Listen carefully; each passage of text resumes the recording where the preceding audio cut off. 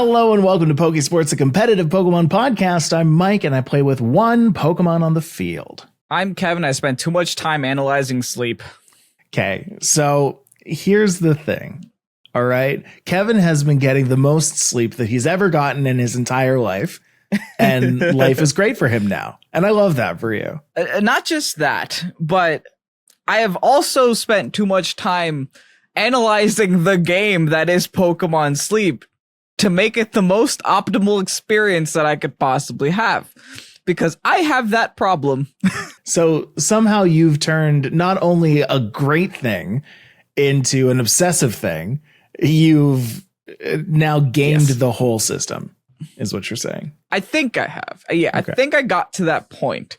So I one day, I sat down and looked at all 100. We'll talk about competitive Pokemon later, but right now we're talking about competitive sleep. I sat down and looked at all 100 plus Pokemon that is Pokemon Sleep. Okay. And I have determined which of those Pokemon are the best at what they do and which of those Pokemon you want to have on specific teams. Do I just go through this right now? Do I just go through my whole thought process, get it out of the way? Today on Pokésports, a competitive Pokemon podcast, we're definitely going to be going over the best competitive sleep Pokemon as determined by our own Kevin. But we're also going to be talking about the 2024 Worlds changes, the 2024 circuit changes. We're going to get into a couple Q&As. We're going to get into a couple reviews. We've got a lot today. So Kevin, hop right in. Competitive sleep. Let's go. Okay, so in competitive Pokemon Sleep, what you want to have is at minimum a set of two teams. You want to have an ingredients team and a berries team, right? Okay. The berries team's main responsibility is to get your Snorlax as many berries as they possibly can. Gotta get them berries. Yeah, I mean, the bigger your Snorlax, the better your Pokemon. So what you want to do for that is invest on Pokemon that have very high speeds of help. So the natures that include that are beneficial to your speeds of help would include Lonely, Brave, and Adamant. They all raise the speed of help. Lonely lowers energy consumed, or I guess energy used. Brave lowers experience that your Pokemon receives, and then Adamant lowers ingredients. If you can avoid Adamant, that's the best case scenario. Lonely and Brave are definitely the better ones for your berry teams. And the Pokemon that have the best main skill for berries would include the ones that can give Snorlax up to 800 points. Mike's just sitting down and absorbing this. So those Pokemon are the Johto starters. Typhlosion, Feraligatr, and Meganium. Arcanine is really good also on a berries team because Arcanine has an ability that when procced instantly boosts the berry or the speed of help of any random Pokemon on your team by 4. So out of nowhere, you just smack and you get a bunch of berries on the field randomly because Arcanine said so.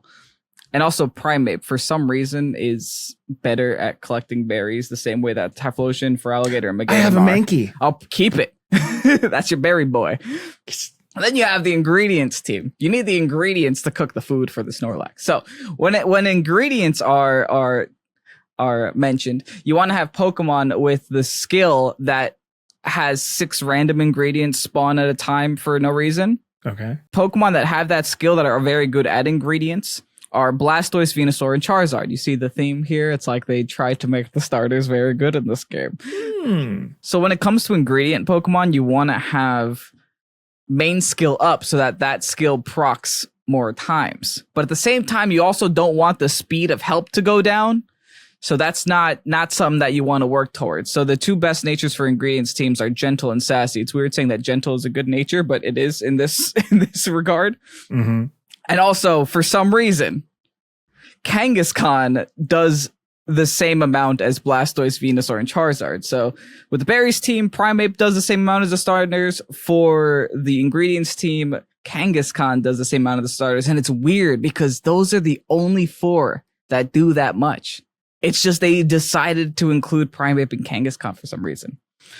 Also, for ingredients team, I'd recommend Togekiss because Togekiss' skill is kind of cracked. It's the only one that gets Metronome, and Metronome makes any of the 10 skills proc randomly at whatever time. That's too broken.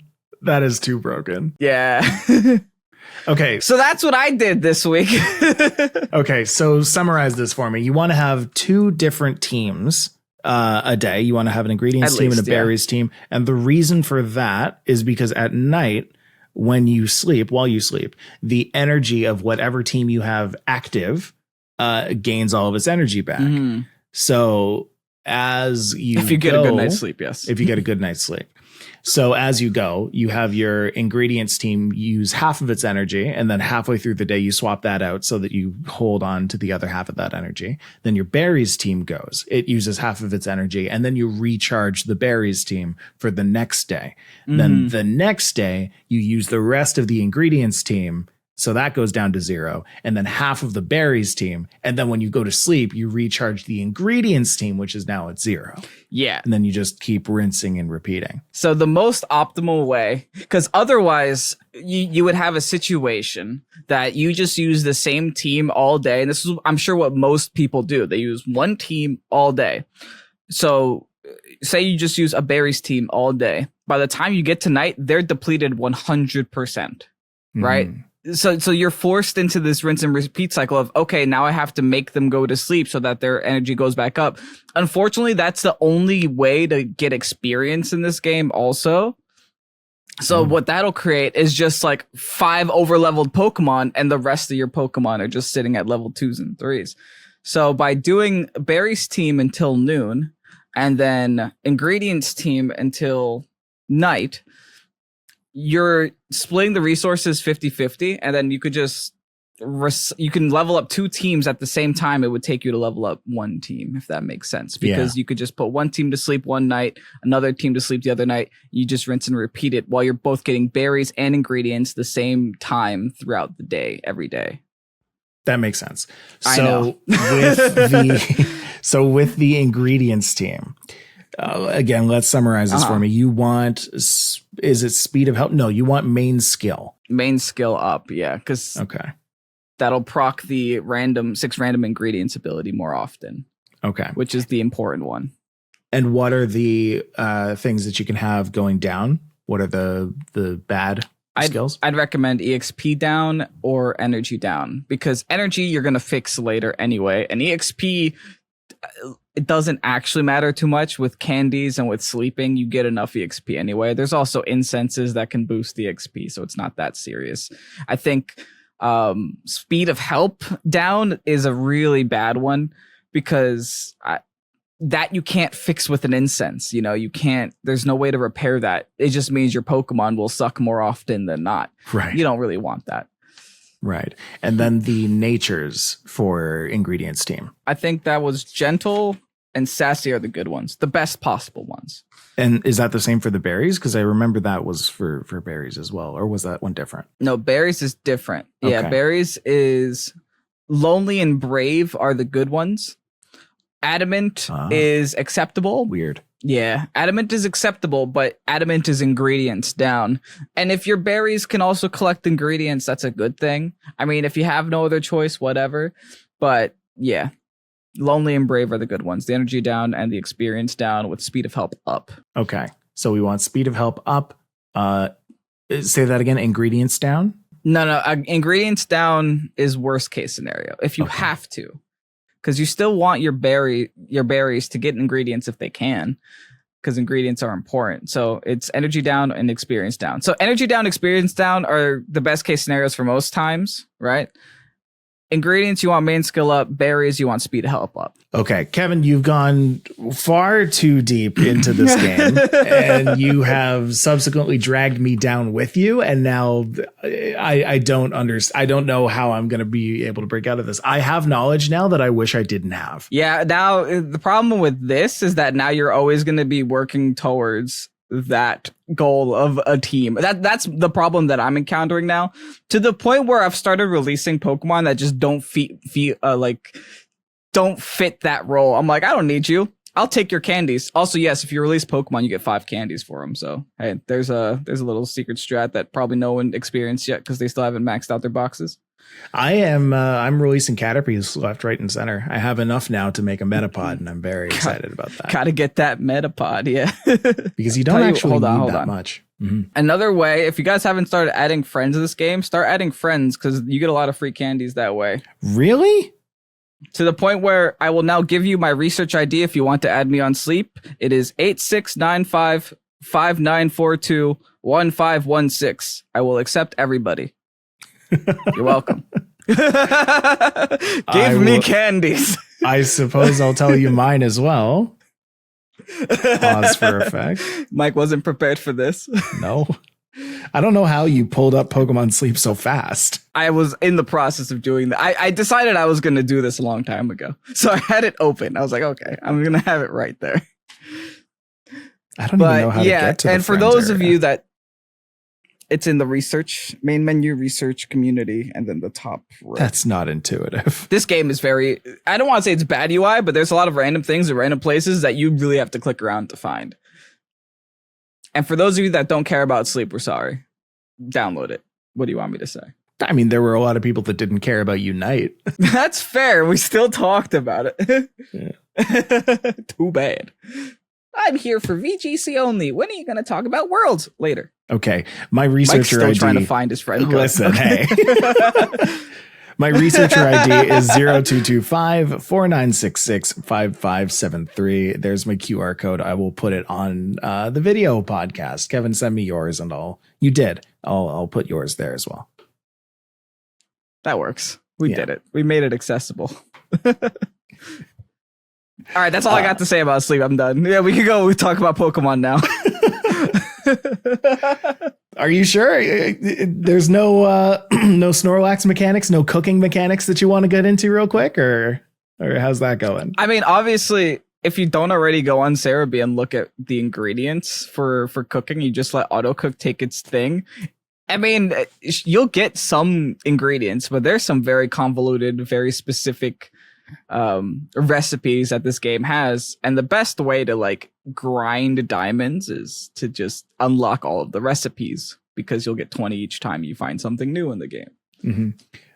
The best way to level up your Snorlax, though, is of course making those extra tasty dishes. Extra tasty. Make sure you're looking at what Snorlax wants this week, or whether it's like a salad, and make those.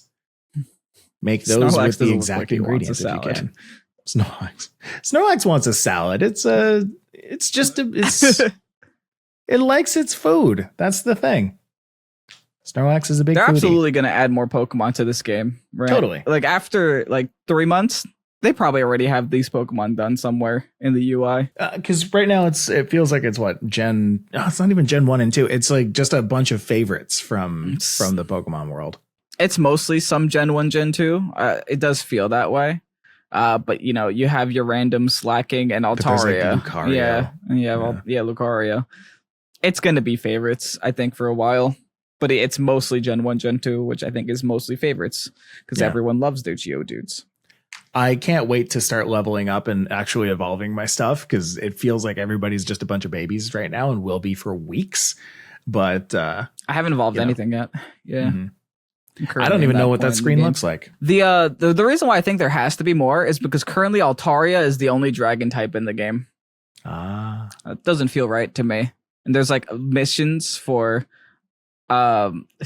catch 10 dragon types or see 10 dragon type sleep styles, and Altaria is literally the only one. Not even Swablu.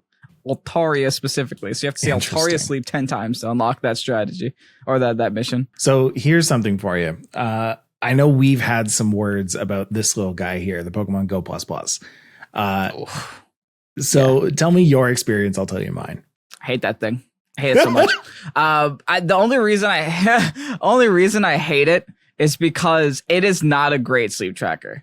My experience with it was that every time I would use it, like the first night I would use it, I didn't have it on my bed, so it didn't track my sleep at all. I got zero Like, I'm just like, what? Okay, so that one was user error. And you see how seriously I take this game. That devastated me. I even complained to you about it on like a random Tuesday. And then the next night I was like, fine, I'll put it on my bed. I'll put it as close to me as possible. My dumb self clicks the button while sleeping and turn it off mid-sleep. So I only got like 4 hours of research that day. So the button's too easy to turn off. And then the next night I did it. It didn't track 2 hours that I was asleep for some reason. I don't know. I think my AC is too loud. It didn't hear me snore. I don't know how this thing works. But I went to bed at 12:15 and woke up at 7:30. It thought I went to bed at 2 a.m. I don't know how or why. It just thought I did. So I didn't get sleep for that time. So I went back to my phone recently. And I went back to getting 88s as my score because the phone is just so much better. So what I'll say about that is like the phone has been developed as a piece of technology like a lot. And that I don't think that's a bad Costs thing more to than say. $50. Yeah. Costs a little bit more than $50. The thing about this, like just feeling it, you can feel how like there is a chip inside of it that does all of the things that it wants this thing to do.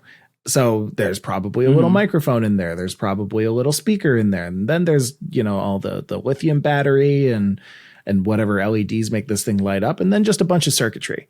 So there's not that much that goes into this piece of tech. So if you're talking like between using the Go Plus Plus and using your phone for sleep tracking, your phone probably has a lot more set up to make that work. So I've been using my phone as well. I tried using the Go Plus Plus for like a day and I immediately was like, no, this is too rough. I was like accidentally knocking it off of the bed or hitting the button and like it just wasn't working. The button's too easy to hit. Button's too easy. Yeah. What I will say is this thing is what I was hoping that the Go Plus would have been back when Pokemon Go was releasing that. I've been using this for Pokemon Go. I've been walking around like a lot lately, actually. And like anywhere I go, I take this thing now and it's just vibrating all the time. And you have this auto capture and auto spin function that like, as long as it's in your pocket and connecting, you can feel the vibrations that, make sure that it's still working, but it does everything for you. Okay. So plays Go without, so you could play Go without looking stupid in public playing Go. I like that. That's not bad. Mm-hmm. Well, you can play Go without looking down at your phone the whole time. You can play Go without having to hit the little button on the thing. Kind of. You can set it to automatically capture, but it only uses Pokeballs in Pokemon Go. If you want it to use Ultra Balls or Great Balls, you have to press the button when it vibrates green or when it lights up green. What if they release a Great Ball and Ultra Ball version of it, because it looks like a Pokeball? What if you release a Great Ball Ultra Ball version of it that only throws Great Balls and only throws money? Yeah. It only throws money. The downside to that too, for anybody who's playing Pokemon Go with this thing or is considering getting one, is if you have this thing set to use Great Balls, it will only use Great Balls, but it won't default to Pokeballs if you run out of Great Balls. So it's good and it's not, in that like if you just wanted to use your supply of Great Balls, then yeah, it'll do that. But I think any logical person would be like, yeah, use my Pokeballs if you don't have any more Great Balls. I don't know. This seems like very fringe cases where people would not want that to happen, but we're sitting here and complaining about having to open the app to play the game. Yeah, this is a pretty fringe case, huh?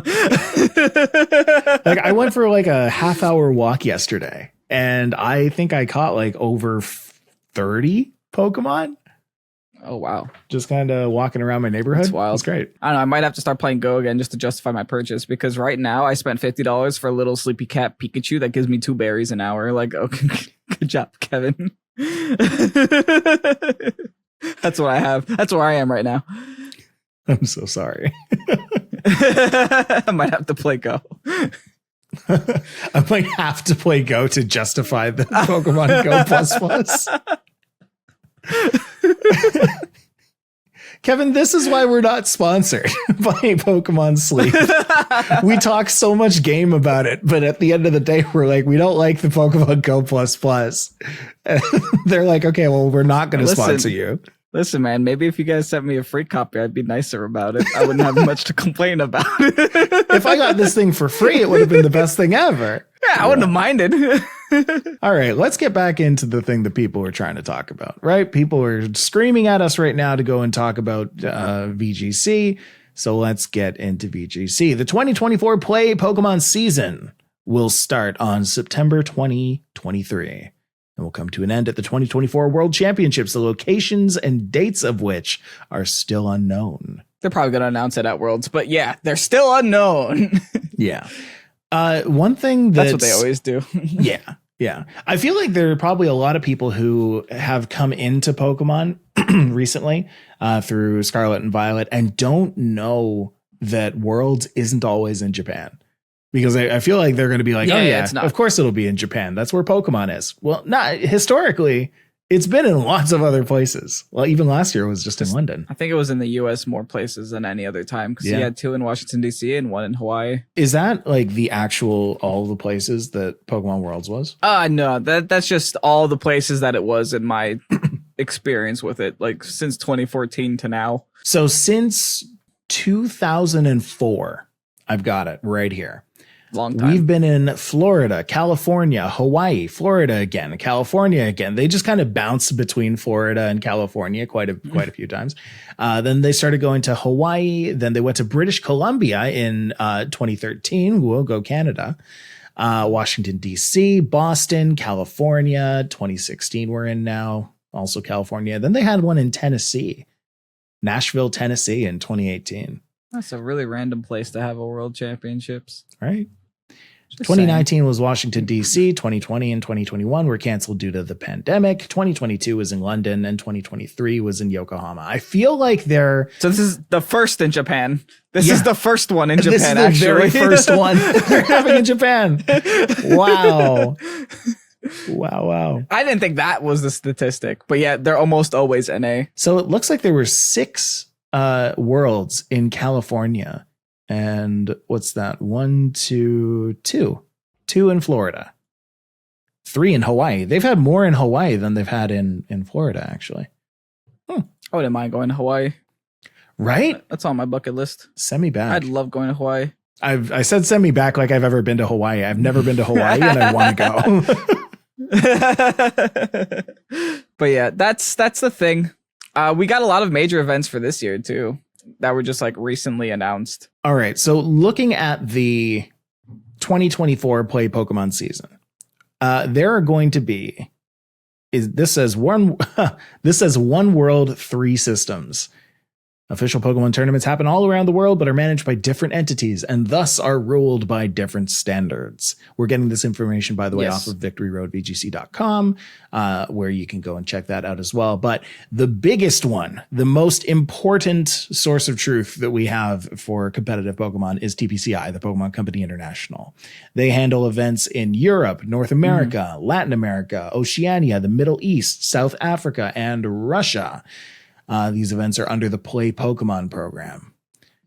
These give CP or championship points, and major events also hand out prizes such as cash money, scholarships, trophies, and other Pokemon exclusive merch. There have been so many changes this year for 2024 that I am so excited about. We're going to get into those today. There's also the Pokemon Company, which handles events in Japan and Southeast Asia, and Pokemon Korea, TPCK, which handles events in South Korea. I wonder how they got to that point where they have so many entities that are just managing the exact same thing. Right? Whatever. Well, the only thing that we have to know now is that those entities exist. Thankfully, they're still not going to change the format. It is still double battles. But this just reminded me that technically, yes, they can change that whenever they'd like. That's a little scary. They also say, while all of these tournaments follow roughly the same structure, there are major differences on the availability of events. There's a lot more historically in TPCI than there is in other areas, TPCK, TPC. We have two different types of events. We're mostly going to be talking about. No, I won't talk about everything. There are two different kinds of events. The 2024 season is made up of events happening in all 5 continents, so all around the world. These events are divided into 2 main categories: major events and local events. We've got major events like Play Pokemon, international championships hosted by TPCI, as well as regional championships. Those are the ones that Kevin and I go to. We try to attend as many regionals as we can. We try to attend at least NAIC. And prior to the info drop here, I was considering anyway, just going to internationals. But now, maybe not. It's kind of like they listen to that now. Yeah, regionals kind of seem a little bit more higher stakes than they did before. So, really interested about that. And then we've got local events, mid-season showdowns, and premier challenges. Kevin, you know all about mid-season showdowns and premier challenges, right? Yeah, pretty much. For local events, they're organized by volunteer organizers, right? You could just hit up a local card shop. Hey, can I host a Pokemon tournament here? And then it essentially happens. It's the same thing for mid-season showdowns, except mid-season showdowns are typically a lot bigger. It's a lot larger and have higher CP payout than premier challenges would be. So if we're going to tier it up, premier challenges will give the lowest amount of CP. Mid-season showdowns will get the second highest, followed by regionals, followed by internationals. The biggest change about CP, now that we're on that topic, is that in 2024, CP increases. All right. For a Masters player, so somebody 18 years or older, it's going to take 500 CP for someone from North America to get to Worlds. We went from 300 to 500. That's a 200 point increase, baby. That's not good. I hesitate to say it's not good because we seemingly have a lot more events coming up.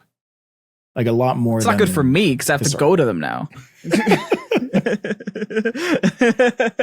But I'll tell you where it's better, though, is now CP payouts more often can include a tier 3 invite to Worlds. Yeah, that is fair. So now we're getting into the tiers. So there are 3 different tiers of World invites. Tier 3 is just a Worlds invite. You get your ticket, your golden ticket to Willy Wonka's Pokemon Factory. And they're like, all right, we'll see you there. Or if you get a tier 2, then you get a Worlds invite, Willy Wonka, with travel stipend. So you get like what, $1,000? I think it's $1,000. They'll help you get to Worlds. Which, hey, any money helps. That's right. And then tier 1, you get your Worlds invite, Willy Wonka, with a travel award of, was that 2,500 if you're in region and 3,500 if you're out of region, plus a round 1 buy. That's pretty darn good. So now you just don't have to play your first round of Worlds. That's pretty sweet. That's not bad. That's really good. Any little bit helps. And honestly, if you get that many points, and we've seen players hit like 1,000 plus CP to get a day 2 at Worlds. Yeah, that means you're a pretty good player. You probably deserve to win round 1 anyway. You probably would have won round 1 anyway. So let's get into the events and the CP payout for those. Typically your premier events, you're going to be seeing between 30 CP and 4 CP. Those are just going to be like at your local card shops. They might be affiliated with Pokemon. They're going to maybe offer a more often than not TCG night, but maybe a VGC night, depending on where you live. Because some people they are aware of the Pokemon sphere and aware that it's not just the trading card game. But again, these are all card shops usually. So their sphere of knowledge is just like, okay, Pokemon has a trading card game. Yeah, winner gets 30 CP, and the maximum that you can actually use to go to Worlds is 180 of that CP. Right. Or they'll use the best 6. So say that you play in 20 premier challenges because you got that kind of time. They will only use the top 6 points acquired. Or 180 maximum. I'll dip back into max obtainable at the end here, but mid-season showdown, that is a bit of a step up from premier challenges. These events welcome players of all skill levels, it says, and have no qualifications or residency restrictions. So if you're a player from TPC visiting over, then you can go and earn some CP from somewhere else as well. It's just as long as you have a Pokemon Trainer Club account. The CP payout for that goes all the way from 13 CP from 33rd to 64th place, all the way up to 50 CP. And among all of the mid-season showdowns that go on in your areas, you can have a max obtainable CP of 300. So far, between mid-season showdowns and premier challenges, if you just want to be like a local hero and your area gives enough challenges for you to earn this, you can so far get 480 CP just within premier and mid-season. You can't qualify for Worlds. No, exactly. And then, of course, we've also got global challenges, and those ones are probably what you would use to get the bulk of your CP if you're a particularly good player. Those ones happen online. They also reward they're played directly using the game's battle stadium over the span of like a weekend, Friday through Sunday. And you can play with people all across the world. So if you're just like a really good worldly player, you can get a lot of points here. Points for that go all the way up from 5 CP for 513th to 1024 with a kicker of 2046, which just always happens. So far, you will hit. Yeah, you at this point of the game. Yeah. All the way up to 160 CP if you hit first. So 160 CP just for sitting at home over a weekend. Like that's not bad. That's not bad. It's not shabby at all. I mean, it's a lot. The fact that the max obtainable is 480 is interesting too, because that means you have to get like first and second 3 separate times in the world to get that maximum, which is crazy. Hey, I mean, maybe someone will do it.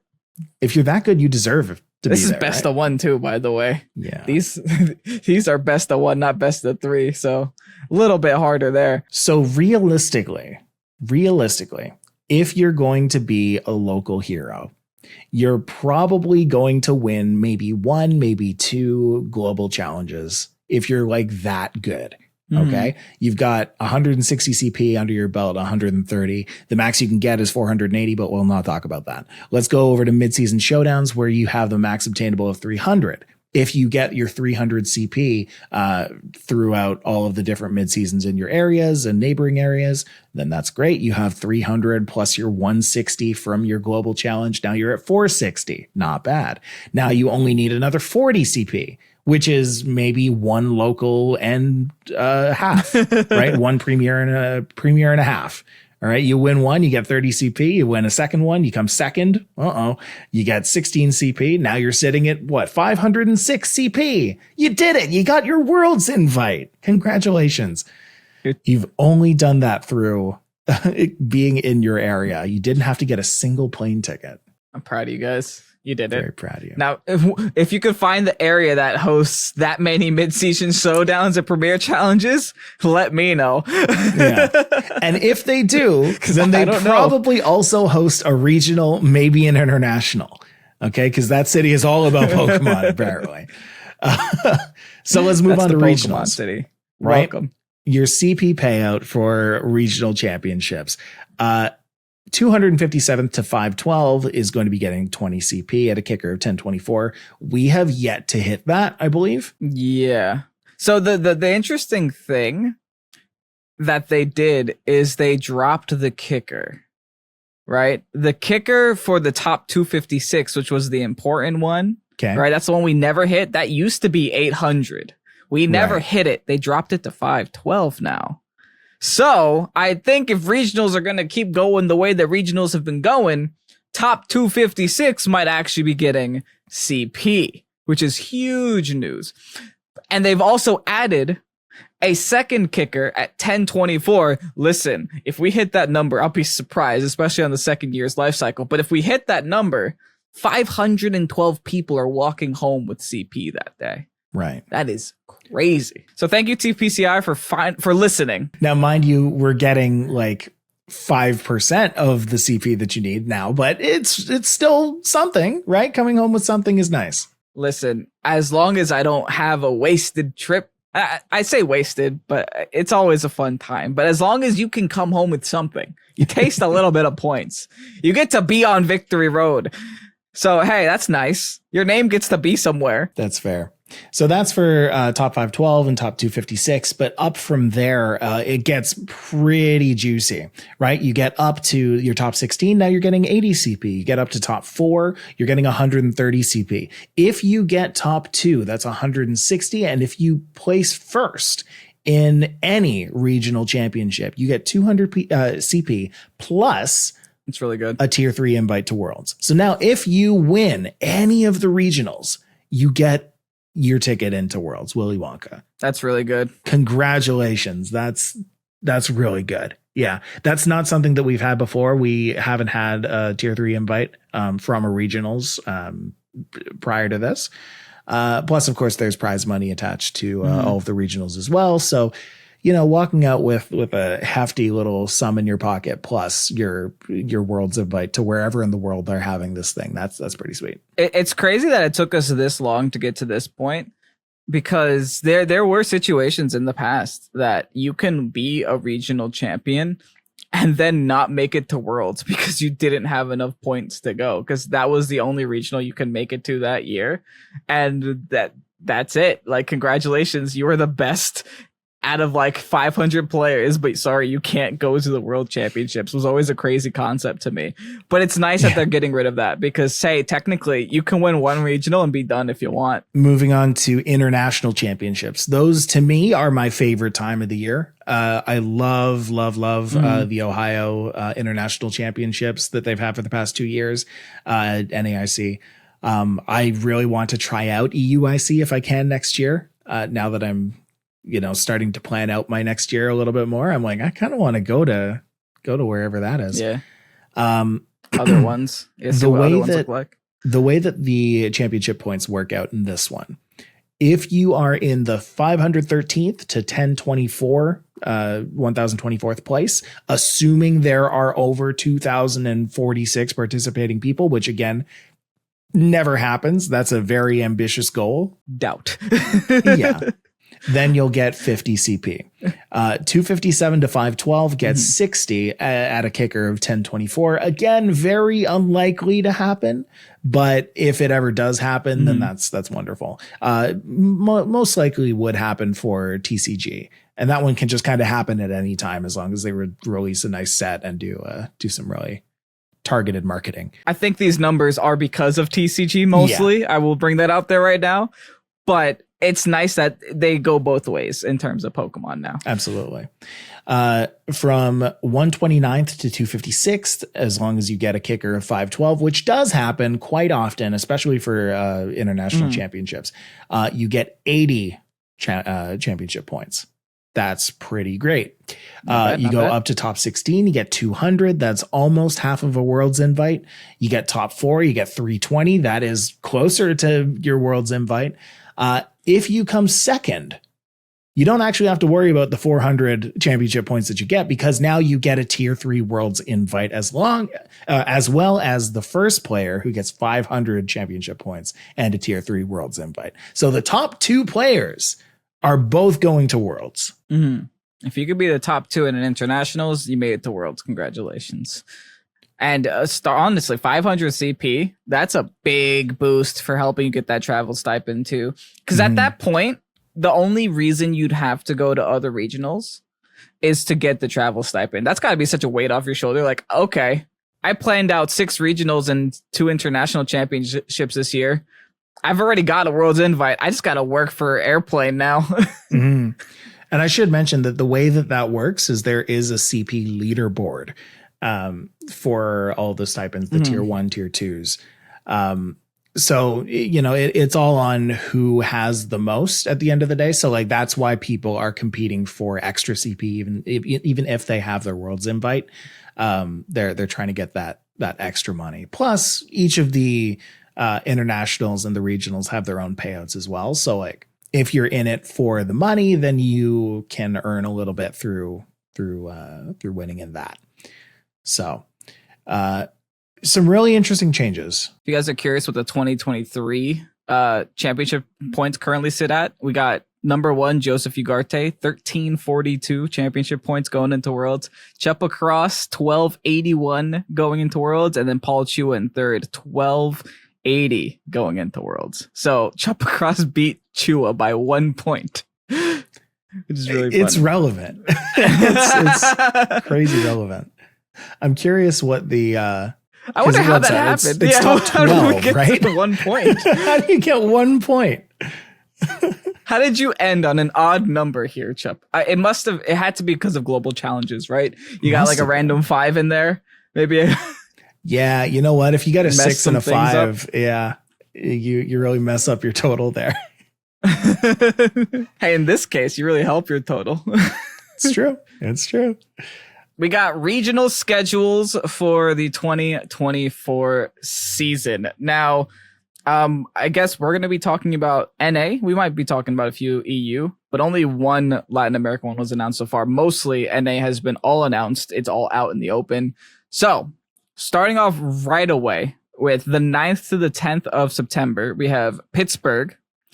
The 7th to the 8th of October, we have Peoria, Where's Peoria again? Where's Peoria? I want to say Illinois, but I might be wrong. You are correct. It's Peoria, Illinois. There you go. Got Sacramento, California, the 14th and the 15th. Toronto Regionals, the 28th and the 29th. That one's not in US. That one is in Canada. Yeah. I can confirm. Yeah. I Canada confirm.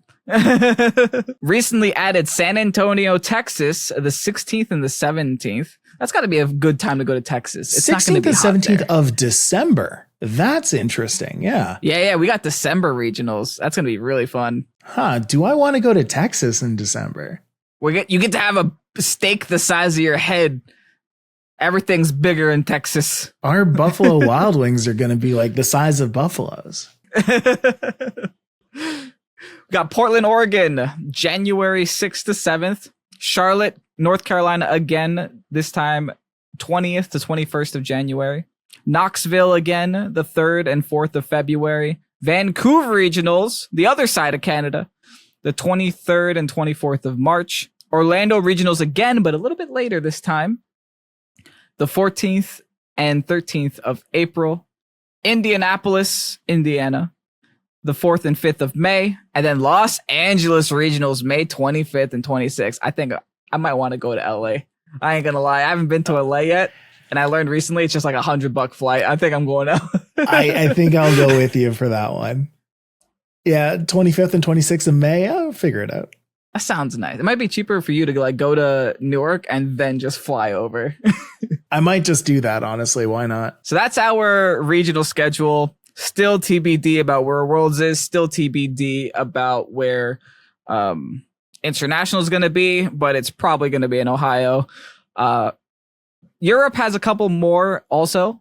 We got Barcelona, Lille Regionals. Can you pronounce that one? Try.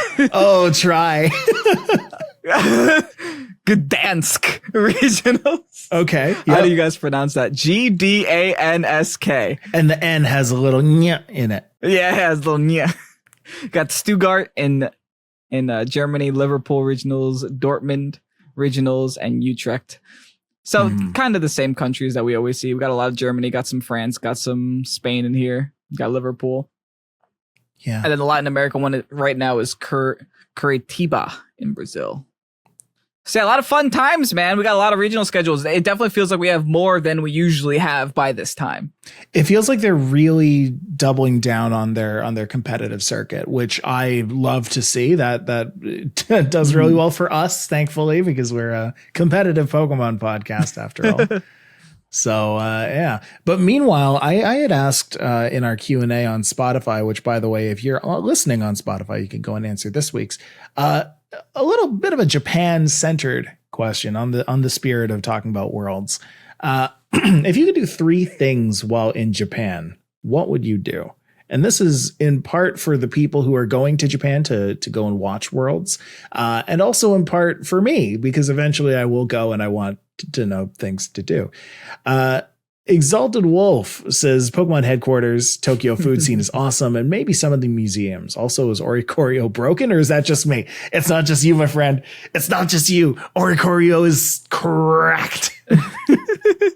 To use one of Kevin's terms. It's just you and Mike. Correct. Doesn't matter what kind of Oricorio you use, man. You want to use the ghost one? Use the ghost one. You want to use the electric one? Use the electric one. It's so good. Dancer is a great ability. I will agree with that. Dancer is a great ability. There aren't that many dances, though. Aiden says Team Labs, a ride on the bullet train and watching a sumo match. Oh, that one. I think, Kevin, you'd be real interested in watching a sumo match. I would like a sumo match. Yeah. Heck yeah. Two meaty men smack each other. I'd love that. You say it like that, weird. but you actually want to see. I would love to see that. Yeah.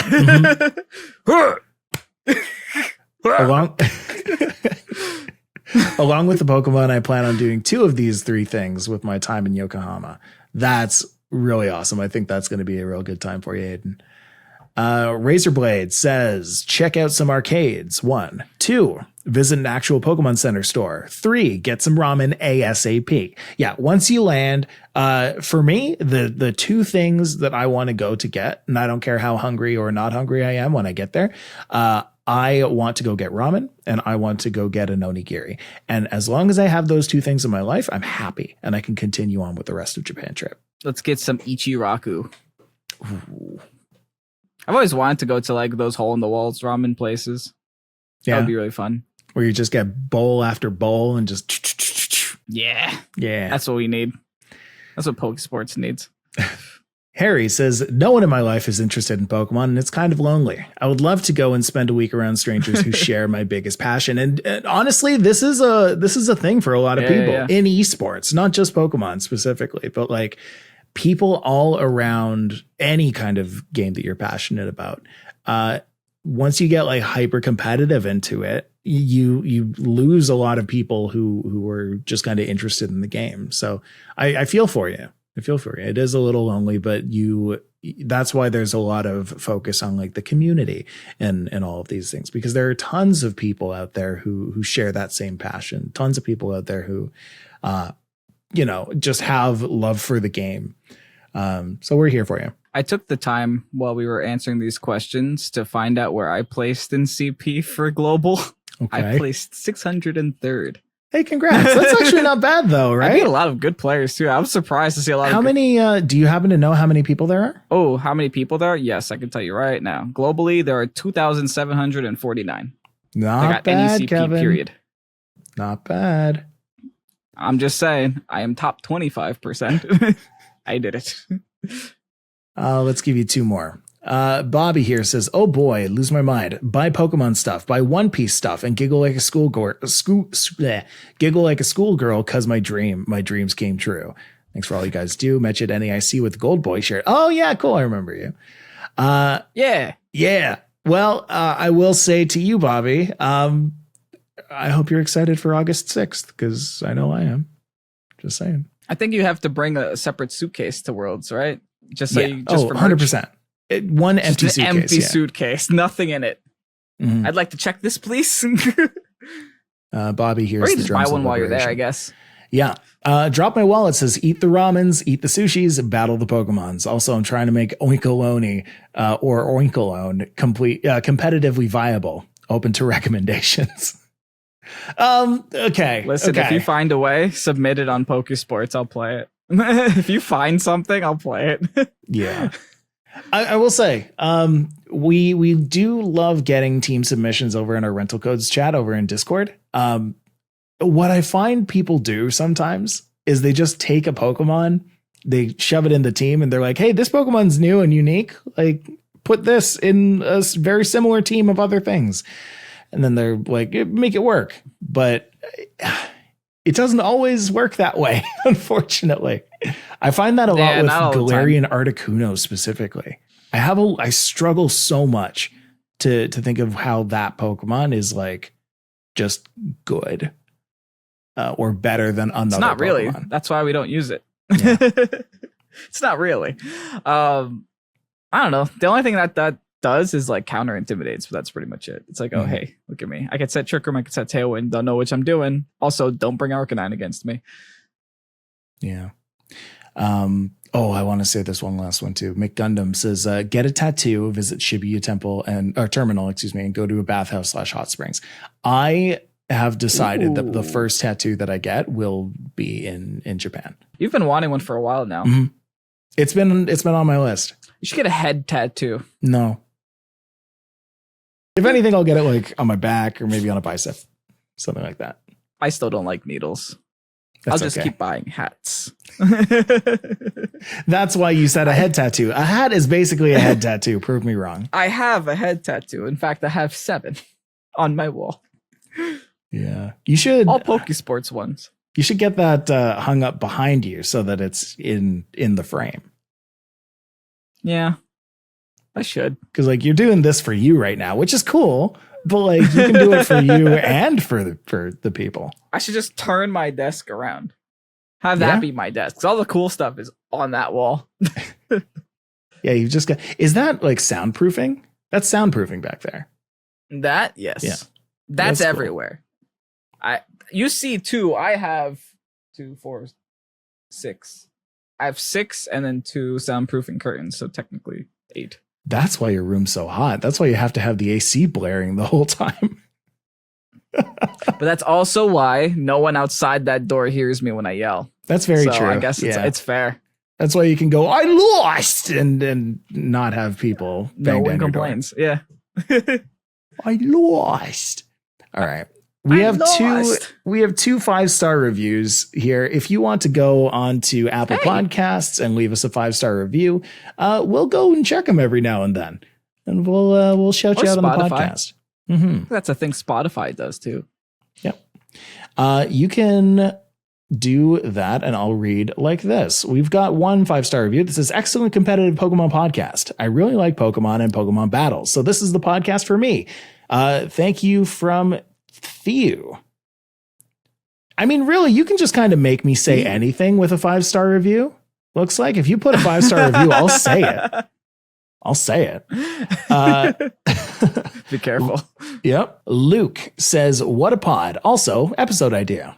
One of my favorite podcasts. I've been looking for a Pokemon battle pod for a while, and while I basically understood nothing at first, I seem to be improving. That's good. That's awesome. Also, here's an episode idea. Recommendations for info sites. Team builders, damage calculators, and tournament finding sites would all be good. Of course, Showdown is good for testing things out, so I don't have to grind for hours in-game to test a terrible Amoonguss, Fluttermane core.